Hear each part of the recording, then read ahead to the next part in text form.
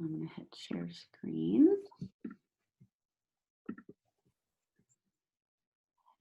Play.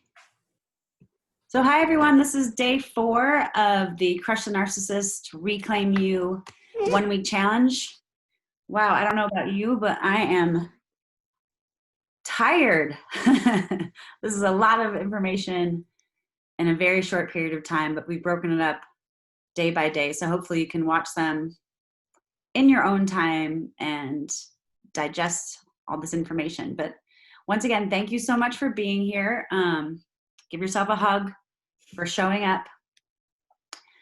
Just in case you haven't seen this before, I'm just going to briefly say who I am. So I am Elyssa Nager. I am the best-selling author of a book called Crushing Fleas.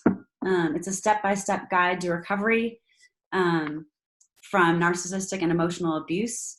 I'm also a life coach, a Tony Robbins trained life coach, and my other job is a digital strategist, and I'm a VP of marketing. I'm also a mother, a wife, and I am a survivor. We've said this before, but what I know from my own experience is recovery is a lifelong practice. You have to adopt a growth mindset. It takes training your mind, but also it takes retraining your body and your soul. And the whole idea of all these concepts that we're talking about and covered in the book are one about taking your power back from the abuser and reclaiming you. And the best part about that is it's all right here for the taking. You haven't really lost anything. You just have to get back to yourself. So what we've covered is 1, start where you are. We've talked a lot about stories, you know, all those horrible stories that an abusive person puts in your mind about who you are and that you adopt over time, and how we actually work to change those stories through practice, practice, practice. We've talked a lot about boundaries and the mega boundary that you place with your abuser, which is no contact. And yes, I totally understand that if you have children with an abuser,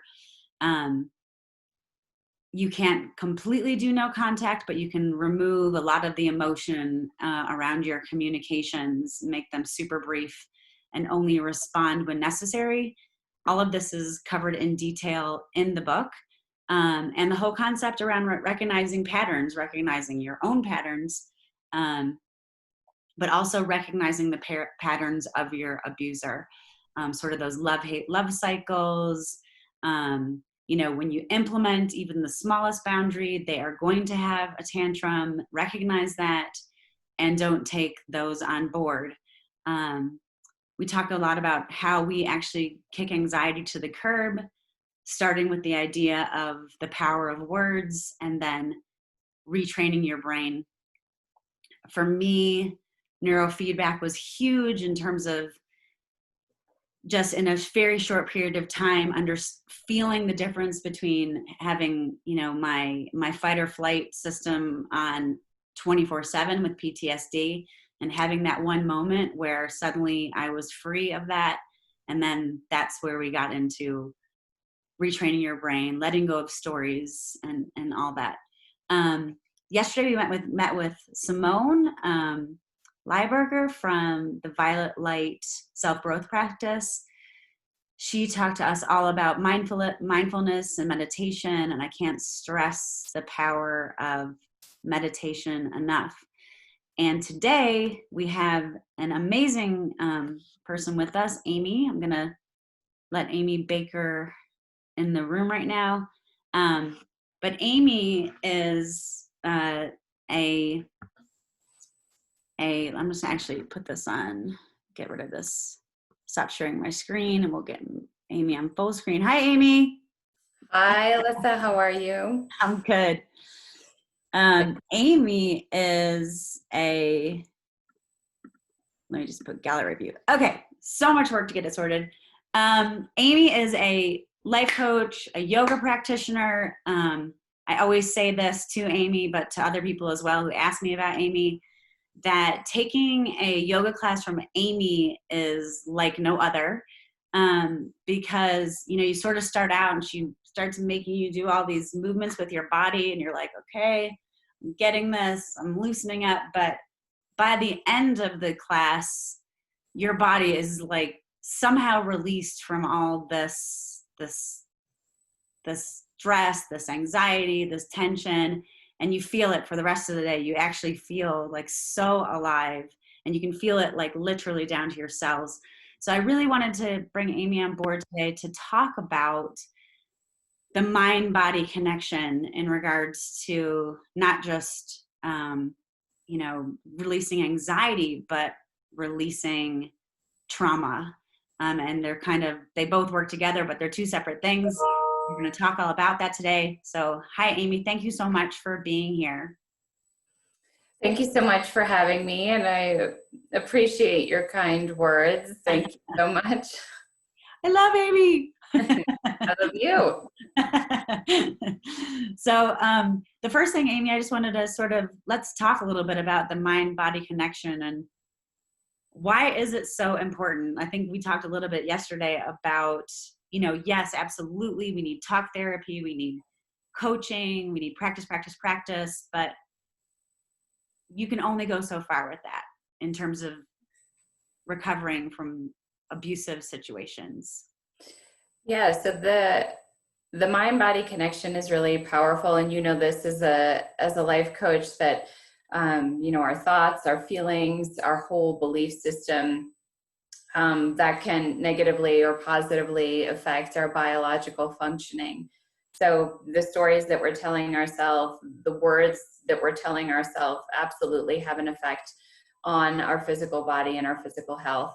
And that, can go the other direction too. So, how much we exercise, the postures that we carry around, those things then also have an effect on our mental state. So it goes like a two-way street with the mind-body connection. The fear state and your body and what you do. Yeah. So when you're in a fear state, you don't want the world to really see you. You don't want to make contact. So there's this shoulders rolling forward, this sort of turning of the head so that you're not making direct eye contact with people, giving you sort of an exaggerated posture right now. And this sort of posture will keep your mind in that state, right, of fight or flee. And the moment that you can that's why the practice of yoga is so influential into healing trauma, is the moment you can create a posture of receptivity and openness, you literally start to change the story and the words that are happening inside your mind. And then because of that, right, I mean, you even think about, you walk into a coffee shop and someone's like this, you're sort of less likely, like, okay, I got the message. That person doesn't want to make contact. You walk into the coffee shop, someone's facing you head on, shoulders back, eyes forward. There's a level of connectivity that can then happen. So the posture is so important. And when we stay in these sort of held and clenched states, then we're just continuing to repeat those old stories, old thoughts, old beliefs. And literally changing your form can help you to change your story and change your mind about things. And I mean, I'm a total believer in that. And in fact, like on a daily basis, even now, and I've been sort of evolving for years since I left my own situation, I still have to sort of like when I walk into a room, because I'm so like in the habit of thinking those negative thoughts can like come back into your mind. I suddenly am like, okay, how do I get present? How do I get here? How do I just start playing the positive stories in my mind? And in that practice, like I urge people to go try it, but go to a coffee shop, right? Walk in there and just be like, I'm awesome, I'm awesome, I'm awesome, I'm awesome. Absolutely. Mm-hmm. Absolutely. And, I don't know if we'll maybe get into why the practice of yoga is so helpful for the mental state, right? So not only do we change our posture and become more open, more receptive, more free, really, like less bound by this tense musculature. I'm sorry that my computer Oh, keeps that's fine. beeping. But when you're in the practice of yoga, and it's not that the yoga instructors are, you know, these sort of type A individuals, but when they're saying place your left foot by your left thumb, place your right fingertips on your rib cage, turn your chin 1/4 of an inch, these are all cues to get you really present in the moment, right? If I'm paying attention to where I'm placing my foot or placing my fingertips or tilting my head, then I can't be in my story. And I can't be running that constant tape. It's almost like I give my mind reprieve and a break so that I can then create the story that I want, create the beliefs that I want, create the thoughts that I want. Because even though it might not in this moment, if you're in a situation where you're suffering and struggling with this abuse, but ultimately you will start to see like that I have a choice. And that I can get really curious about what my other options and opportunities might be out there, rather than, you know, sort of stuck in victimhood. And as I say that, that's not, it just is what happens.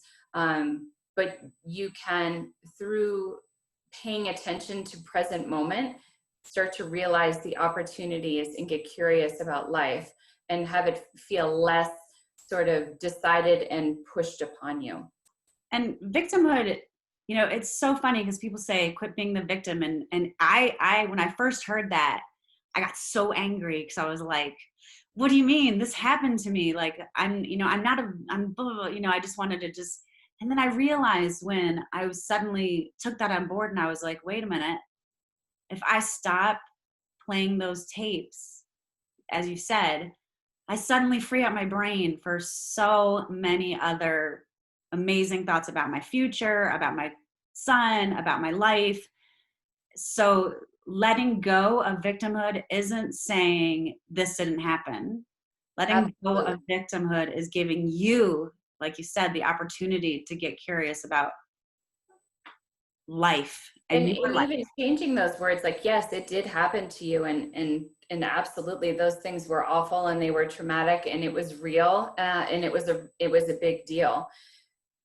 But you moved past it, right? So then you change the verbiage, right? You change what you're telling yourself. Instead of I'm so stuck, I can. It's like I'm a survivor and I will.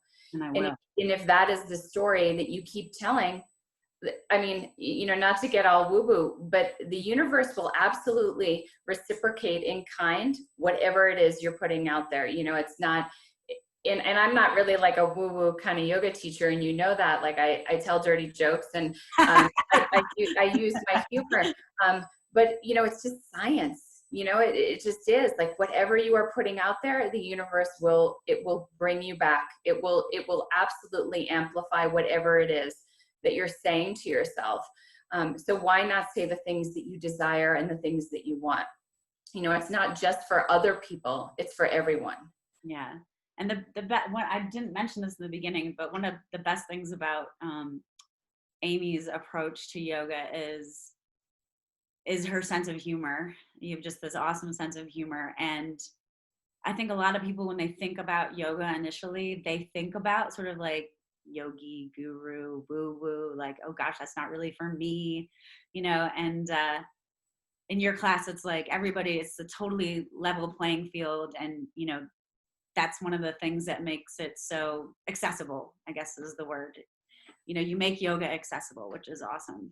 Oh, I mean, that's the mission. Like, just as I said, like it's for all, it's not for the super bendy or the uber spiritual. I mean, the practice was designed for people to come into greater contact with the deepest and the truest parts of themselves, to, you know, kind of give your mind a break so that you can get really clear on what's inside. And to your point, what you said at the beginning, about uncovering yourself, you are not lost. That has not, you know, that piece of yourself is not buried somewhere and there's no map to find it. It is always there.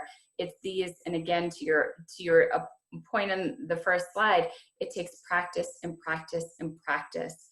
And you have to show up and do those practices on the days where you don't want to, and on the days when it's not easy, because, you know, I swear that I have never left my meditation cushion or my yoga mat and said, oh man, I wish I didn't do that. I feel worse. I've never, you know, in 20 years of practice, I always know. And especially during this time of COVID, I've had a couple days where I'm like, I'm going under the covers. I'm pulling them up. I'm putting Netflix on all day.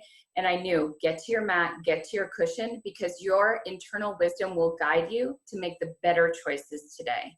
You know, and I come from a background of abuse. I had a little bit of a spout with drug addiction. And so I had anorexia and bulimia. I mean, I've had a lot of really, you know, real intense life stuff, you know, and these practices, more than anything else, have been my path and my gateway to healing, to loving myself, and to knowing that I'm worthy and I deserve a life that I want. Absolutely. So let's talk a little bit about, you know, sort of, I can't remember the person you mentioned yesterday, but, you know, why is it, yes, talk therapy, but trauma actually lives in your cells, right? Mm-hmm. Yeah, so the trauma lives, Bessel van der Kolk, and I'll send you some things that you can send out. He's got a great, like maybe 2-hour YouTube. He also wrote a book called The Body Keeps Score. And his father was in a concentration camp. So he has this sort of generational trauma on his DNA, and he's been fascinated with this idea of healing trauma for, you know, since he was 4, since his dad came back from the concentration camps. And his whole thing is that the trauma lives inside the body. So we began the discussion talking about this sort of posture that is a very sort of generalized posture that you can see in people who have experienced trauma. And the other thing I want to say about trauma is that it doesn't have to be necessarily a soldier going to war or really intense abuse. Trauma is trauma, and however you experience that is how you experience it, and no one's is less or more. And so nobody can tell you, oh, but you didn't really experience it. Your experience is your experience, and that's okay. And so when it happens, not only does it sit in the brain, in the amygdala, or more in like the limbic fight or flight system of the brain, but it's in your muscular tissue. So that's another reason that Bessel says that these practices of Qigong, yoga, meditation, they literally help to transform, right? At the beginning, we said the physical state can affect the mind, and then your thoughts and beliefs can then affect your biology. So if you're sitting, you know, sort of walking around the world like this in a fear mode, afraid, covering, you know, going for cover, and then you come to your meditation cushion, you know, and you don't need a fancy meditation cushion, put some pillows underneath your seat, lean up against the wall. And once you do that, and I know you can only see the top half of my body, but that's all you have to see, is you've lengthened here through the side of the neck, which one side will be really tight and constricted. So you're stretching and releasing this held tension. And then you're opening the space of your heart. So not only like is it the physical heart that's beating, but it's the metaphorical heart as well. And you're saying, I'm open and I'm receptive, right? And then you're sending that signal to the universe. You're sending that signal up to your mind, and it literally starts to change things, right? So the way that you posturally hold your body, the way that in yoga, you do all these crazy shapes, you're releasing, years probably of deeply held layers of tension, stress, and trauma from the cell. They are connected. It is not separate. The trauma does not just live here, but it's here as well. I remember when I first started doing yoga and I was going through all of, my stuff, and I would just somehow just like be in yoga, and I would just there like with tears streaming down my face. I was like so embarrassed, and I'm like, oh my God. And actually I tell a story in the book when I'm, landing back in New Zealand. I actually don't experience anxiety much in my life anymore. But there are certain times, like if you throw me into the war zone, like when I have to go back to New Zealand, where sort of overwhelms me. And my body's reaction is just streaming tears. Like, I'm not sobbing. I'm not like anything. It's just like that is releasing cortisol from my body, and I can't control it. And I'm sitting in, these yoga classes in the very beginning, and I'm like, holy crap, I can't stop the tears coming out of my eyes, But you had a story of a friend of yours, right?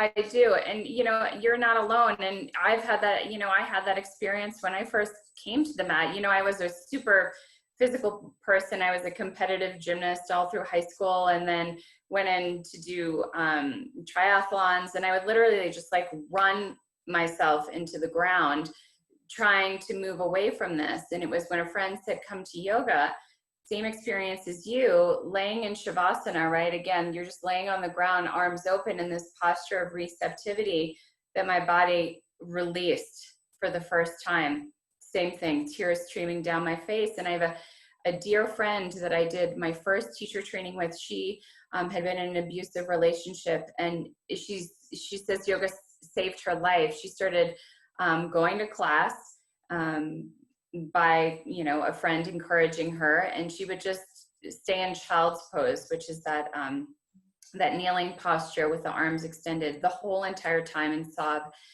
And then slowly she started to move to a few poses, but then go back and just sob in child's pose. Then she started doing the whole class.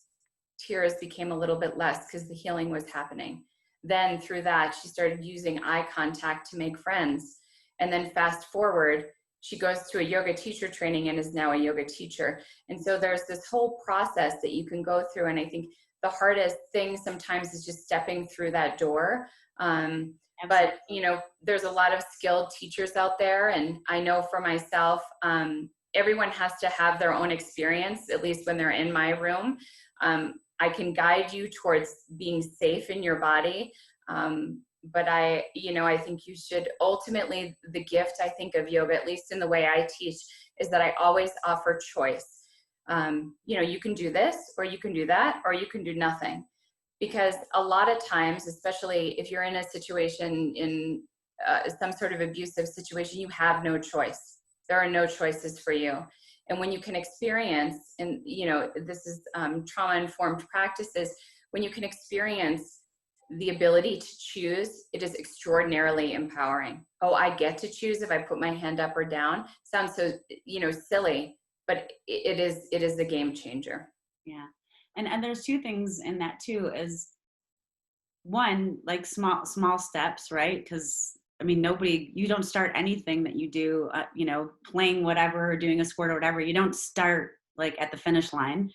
And two, keep looking until you find the teacher that works for you, because there's so many different styles, right? And different styles of yoga, right? Yeah, there's, it's endless. We have like yoga shred. It's like, yoga and weights and HIIT, and you have restorative, where you're like, am I even doing anything? And, there's so many. And the thing is you have to find the gate for you, for your healing. And so just keep exploring teachers, keep exploring different styles until it'll feel like putting on the perfect jeans that were just made for your body. You'll be like, oh, this totally fits for me. This makes sense.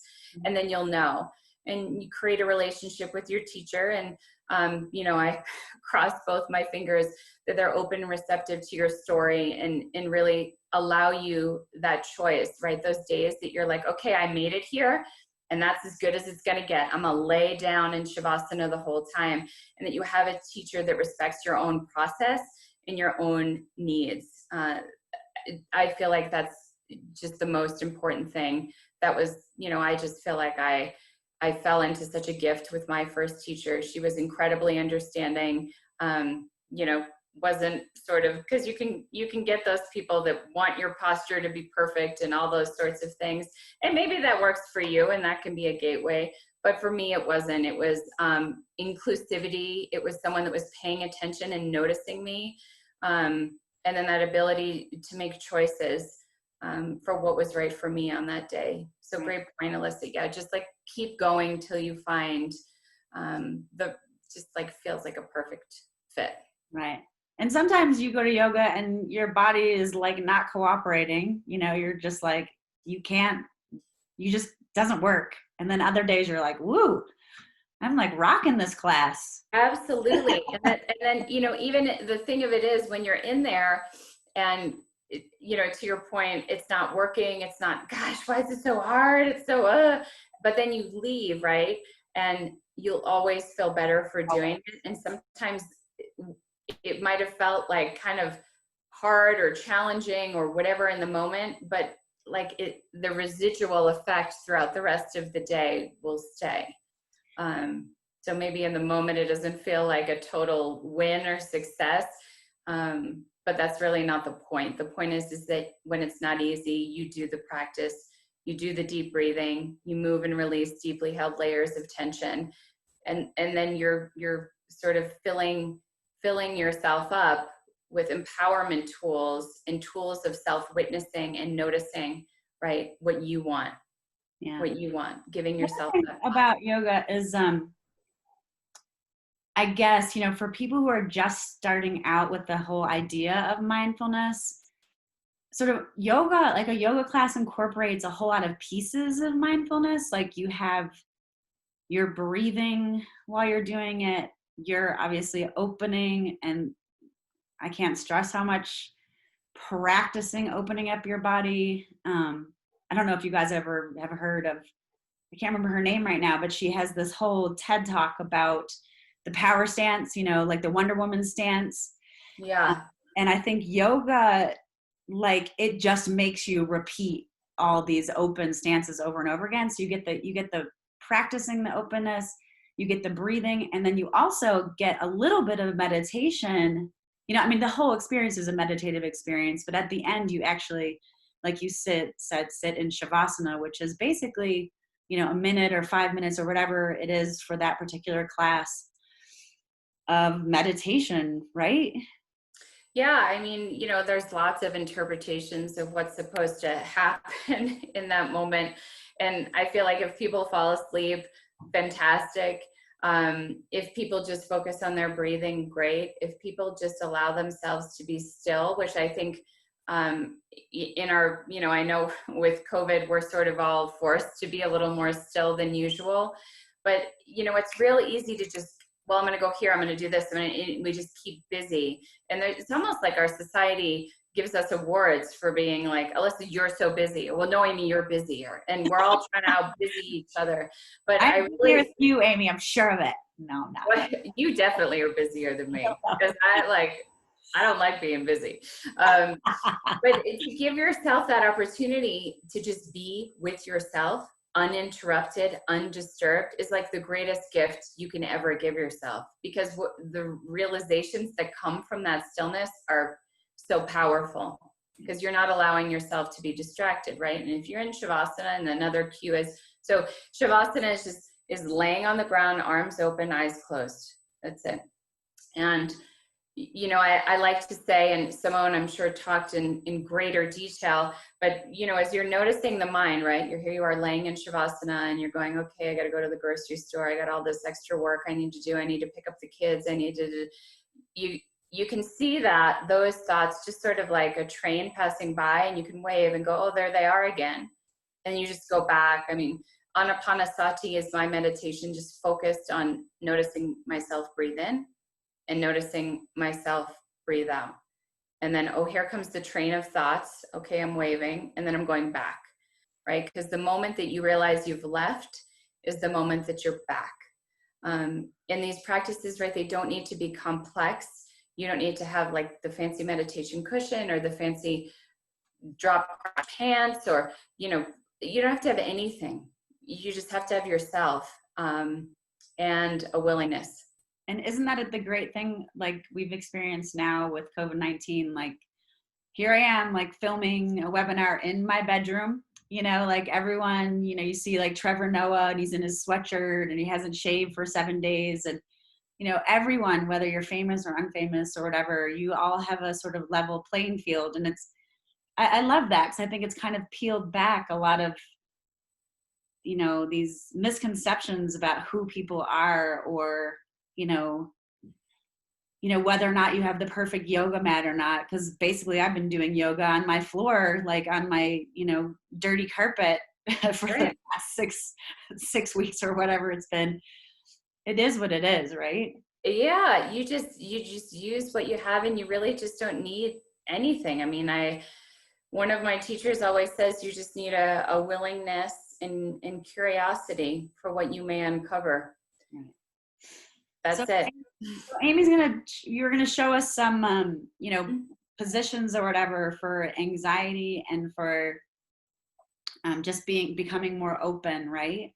Some things that we can do, like just all of us every day, that can just, without attending a yoga class, sort of practice, right? Yeah, and I'll send you also some photos, Elyssa, of things you can include with directions for how to do some very just basic, simple things. Again, it doesn't have to be complicated.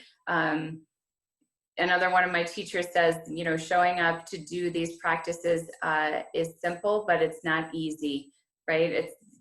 So I like to keep what we're doing simple because the hardest part is just getting yourself there. So I'm just going to move my computer screen, so hopefully it will make a little bit more sense for those that are watching. I'm just going to move it back, and hopefully that will work. So the first thing that I want to show you, and this is just, you can do this in the grocery line or whatever, is when you're standing, I'm going to turn sideways, instead of standing like this, super protective position, bring your hands behind you. And if you can see, I'm holding my forearms and my elbows. So maybe I should, just like Elyssa.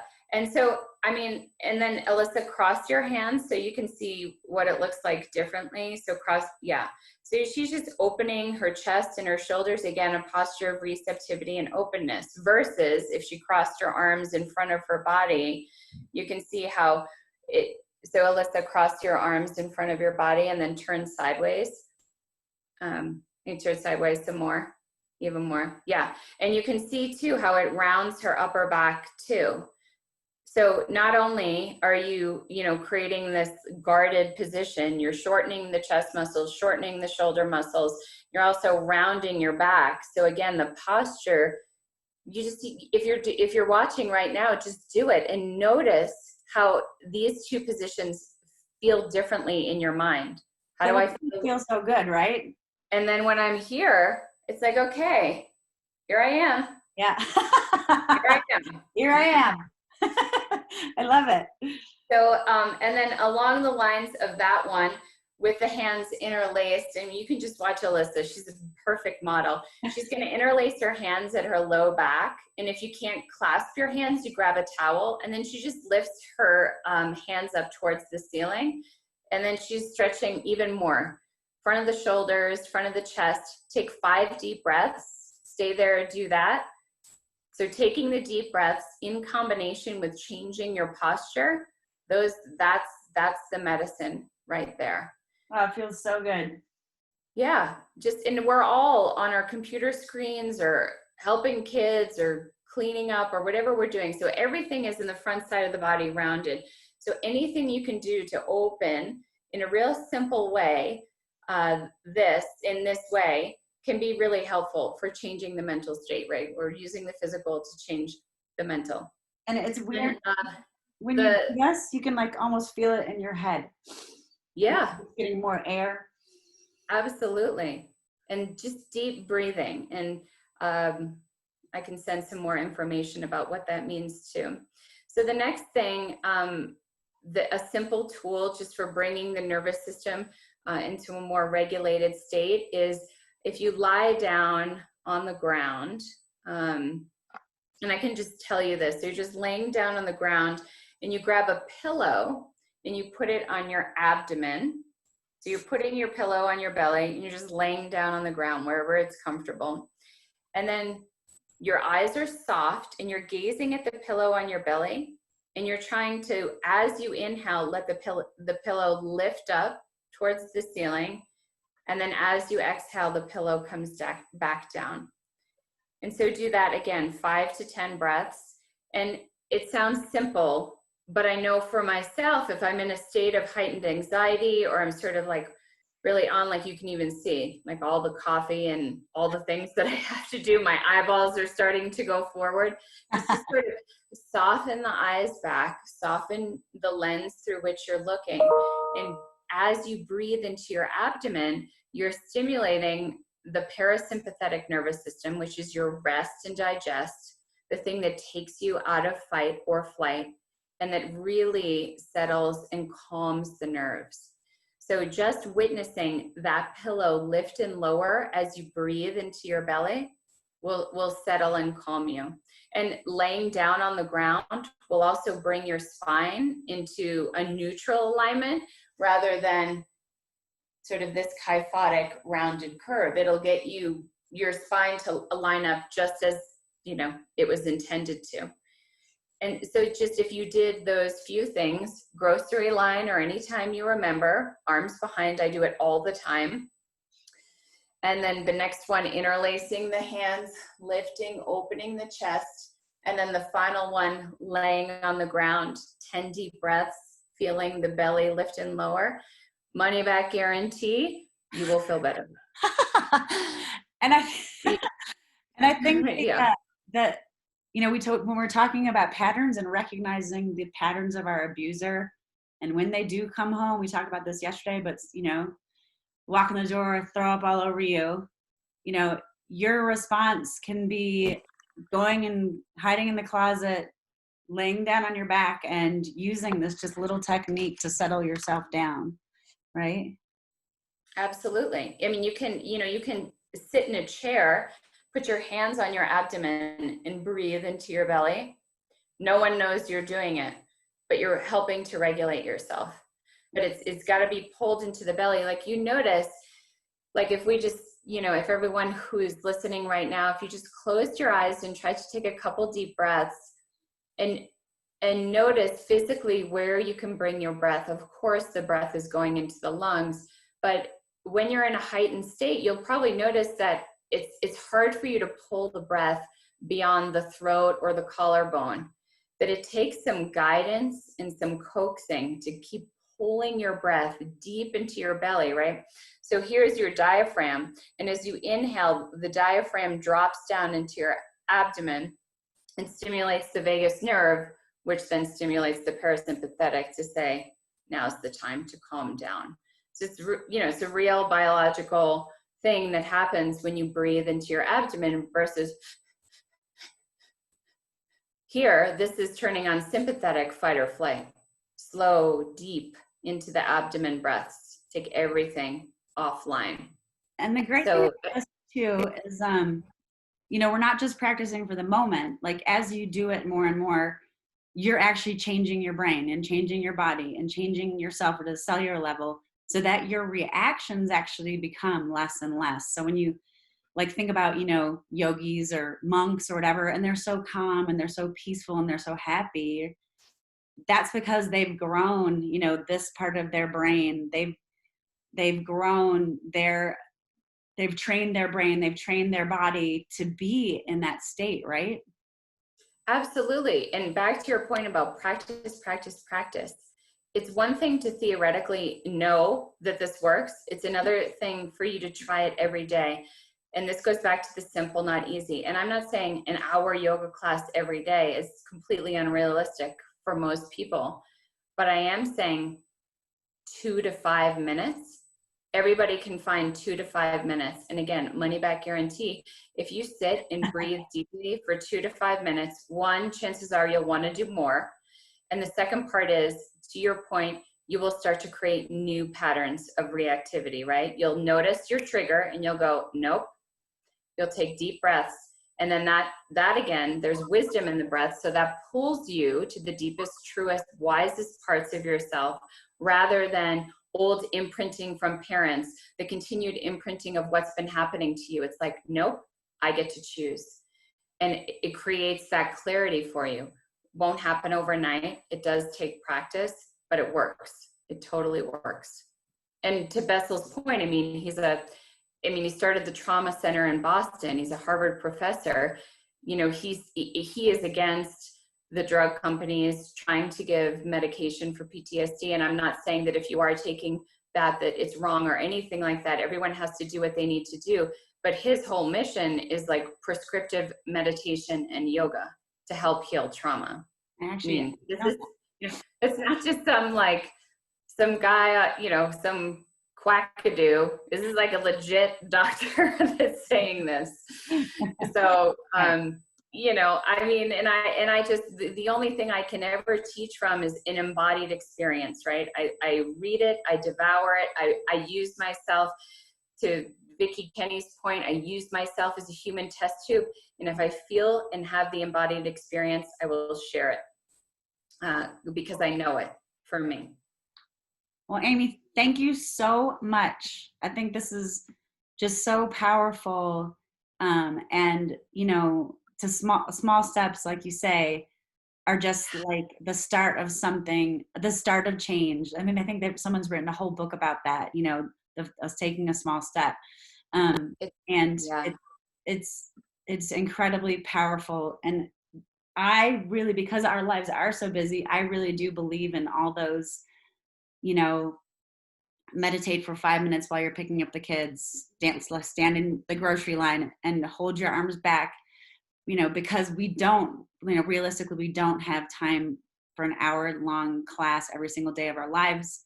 We have kids, we have family, we have friends, we play a million different roles in our lives. And this is all a practice. And also, if you're in an abusive situation now, these are things you can do that nobody's going to notice. You're doing it for yourself, and that's super important too. Absolutely. So absolutely. Thank you. I mean, you're so welcome. Yeah. I mean, I can't emphasize that enough. Like the most seismic, huge shifts that take place in our life, they take place by the smallest incremental things that we do.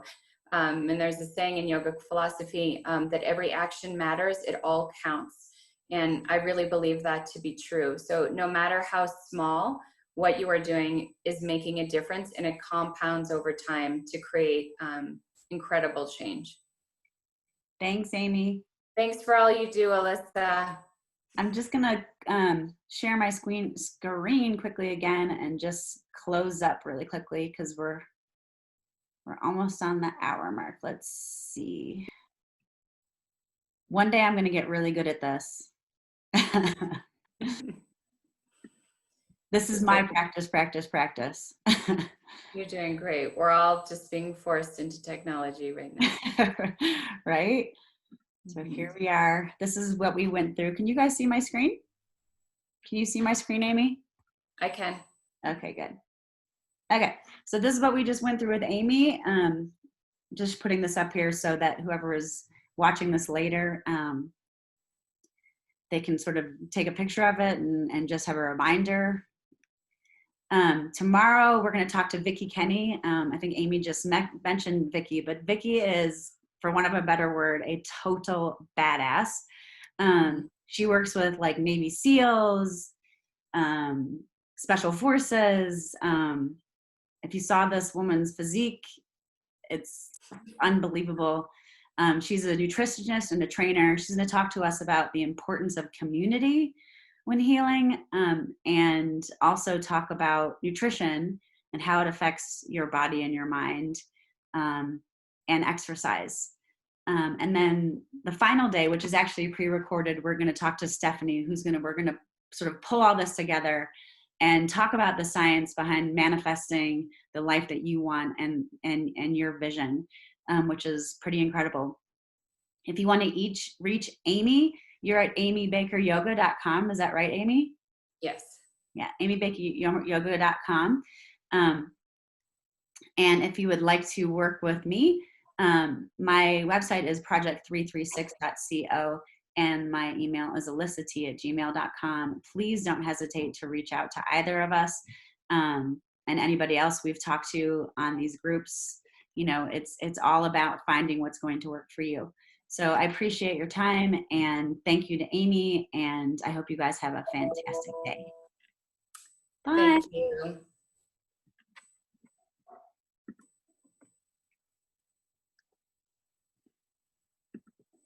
And